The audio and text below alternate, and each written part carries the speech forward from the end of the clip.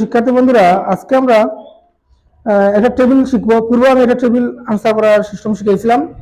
Table কিন্তু একেবারে সহজ। এটা শেখানোর কিছু নেই, তারপরেও অনেকে কমেন্টে বলে, তাই শিখাইতেছি। আর পূর্বে আমি এসএসসির একটা বোর্ড কোয়েশন সমাধান করছিলাম, আর এখন করবো সপ্তম শ্রেণীর একটা মডেল থেকে লেকচার গাইডের মডেল টেস্ট 4-এর 2 নম্বর কি আসছে, টেবিল আসছে না, মেক 4 সেন্টেন্স তৈরি করো। কি বলছে হেডলাইনে, মেক 4 সেন্টেন্স তৈরি করো। 4 সেন্টেন্স তৈরি করো কয়টি? 4টি বাক্য from the following suitable table, নিম্নের উপযুক্ত নিম্নের কি দেওয়া টেবিল থেকে, তাই না? তো প্রথমে আমরা লিখে লিখতে পারি। এখানে তো কোনো নাম্বার দিছে, এবিসিডি নাম্বার দিছে না, আমরা দিয়ে দিব এবিসিডি অথবা রোমান চিহ্ন 1 2 3, রোমান 1 2 3 বা 1 2 3।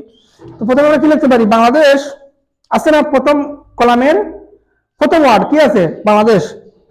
আবার আমরা দ্বিতীয় কলামের প্রথম ওয়ার্ডটা নিতে পারি, বিকাম, বাংলাদেশ বিকাম হয়েছিল। আবার তৃতীয় কলাম থেকে কি আমরা 3 নম্বর অবজেক্টটা নিতে পারি, 4 নম্বর আছে, free from Pakistan on 16 December 1971। Bangladesh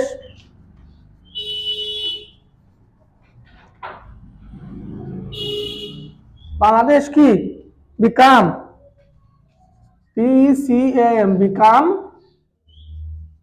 free from, Bangladesh হয়েছিল কি কি হয়েছিল, ফ্রি ফ্রম, স্বাধীন হয়েছিল ফ্রম থেকে, কার থেকে, পাকিস্তান,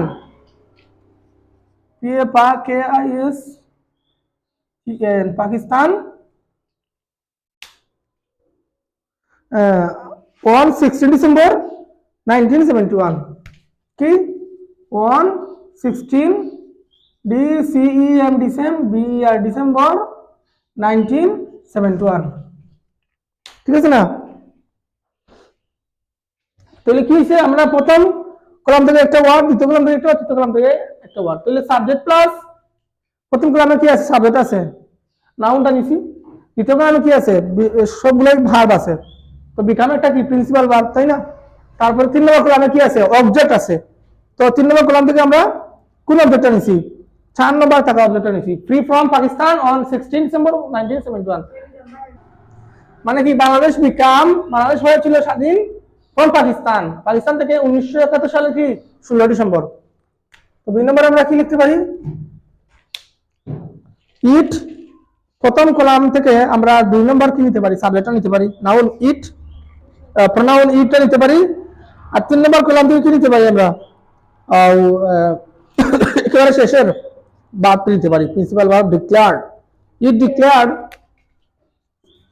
ইট ডিক্লেয়ার ফার্স্ট ফর্ম আছে, ডিক্লেয়ারের ফার্স্ট ফর্ম আছে না, ইট ডিক্লেয়ার্ড মানে কি, এটি ঘোষিত হয়েছিল, কি ঘোষিত হয়েছিল, ইন্ডিপেন্ডেন্স অন 26 মার্চ 1971, ইনডিপেন্ডেন্সি, তাই না, ইন্ডিপেন্ডেন্স অন কি 26 মার্চ 1971, 26 অন কি 26 মার্চ, MARCH মার্চ 26 মার্চ কি 1971। তো কি হয়েছে, আমরা প্রথম কলাম থেকে কি নিছি, ইট সাবজেক্টটা নিছি। প্রথম কলামের 2 নম্বর আছে না ইট, তারপর কি টাইম করব না, তো ইট ডিক্লেয়ার, প্রথম কলাম থেকে আমরা প্রথম 2 নম্বর কি নিছি, ওয়ার্ডটা নিছি, ইট একটা কি সাবজেক্ট হিসেবে নিছি, প্রোনাউনটা। আর 2 নম্বর কলাম থেকে একটা ভার্ব প্রিন্সিপাল বা নিতে হবে না, ডিক্লেয়ারটা নিছি, তারপর কি অবজেক্টটা নিছি, কি তৃতীয় কলামের একেবারে নিচেরটা, এটা অর্থপূর্ণ, এটা সঠিক বাক্য হইছে না। এই ডিক্লেয়ার, এটি ঘোষিত হয়েছিল কি, স্বাধীনতা ঘোষিত হয়েছিল 1971 সালের 26 মার্চ। সি নম্বর আমরা কি লিখতে পারি, আবার লিখতে পারি, বাংলাদেশ কি হয় কি স্মল কান্ট্রি, হবে না, Bangladesh is a small country, BANG বাং LLATS, বাংলাদেশ কি is a small, Bangladesh is small country. আচ্ছা, এবার এই সেন্টেন্সটা সবাই উপরে লেখে, সমস্যা আছে নি, বুঝতে পারছো? হ্যাঁ, Bangladesh is a small country, Bangladesh একটা ছোট্ট দেশ। এই লাইনটা যদি তুমি সি নাম্বার দিয়ে এ নাম্বার লেখো, সমস্যা আছে নাকি? মানে Bangladesh is a small country, এই লাইনটা 3 নম্বরে লিখছি না আমরা, এটা তুমি সবাই প্রথমে লিখে দাও, Bangladesh is a small country, তাহলে হবে না? হবে। আমাদের কি বলছেন 4টা সেন্টেন্স বানানোর জন্য, তুমি যে কোন 4টা লেখো, এটা সবার উপরে লেখো, সমস্যা আছে? তোমার যেটা ভালো লাগে সেটা আগে লেখো। তুমি যদি Bangladesh is a small country সবার উপরে লেখো বা ইন্ডিক, কোনো সমস্যা নাই।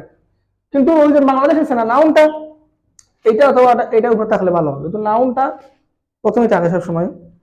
তারপরে কি আমরা প্রথমে কি নিছি, প্রথম কলাম থেকে ইট নিছি, বাংলাদেশ নিছি, বাংলাদেশ একবার ব্যবহার করে ফেলছি। আচ্ছা, এখানে প্রথম কলামে ওয়ার্ড কটা আছে?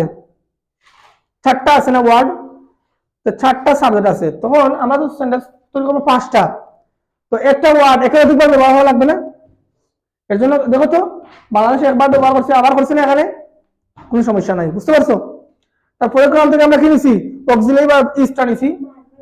তারপরে 3 নম্বর কলাম থেকে আমরা অবজেক্ট নিছি, একেবারে উপরে থাকা স্মল কান্ট্রি আছে না, এটা নিছি। তাহলে ওইখানে একটা সঠিক বাক্য অর্থপূর্ণ, Bangladesh is a small country, Bangladesh হয়েছে ছোট্ট দেশ।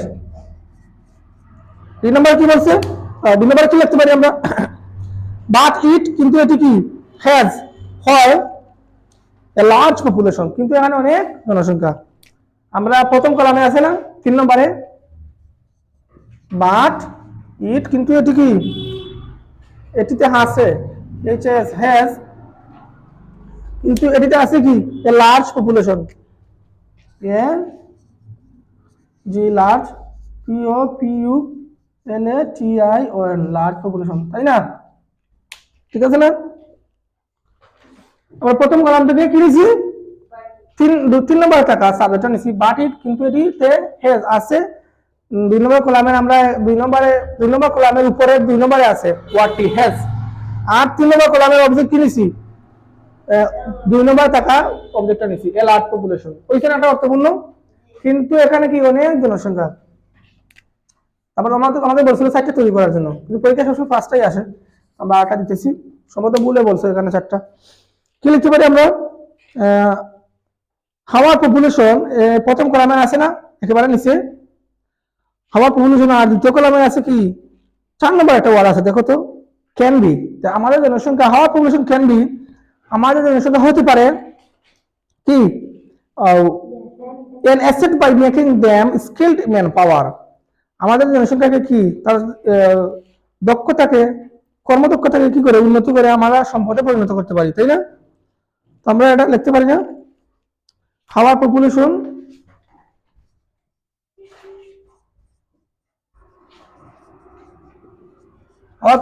প্রথমে লিখছি প্রথম কলাম থেকে সাবজেক্টটা, আর দ্বিতীয় কলাম থেকে আমরা কি লিখতে পারি, ক্যান বি, দ্বিতীয় কলামের কি 4 নম্বরে আছে,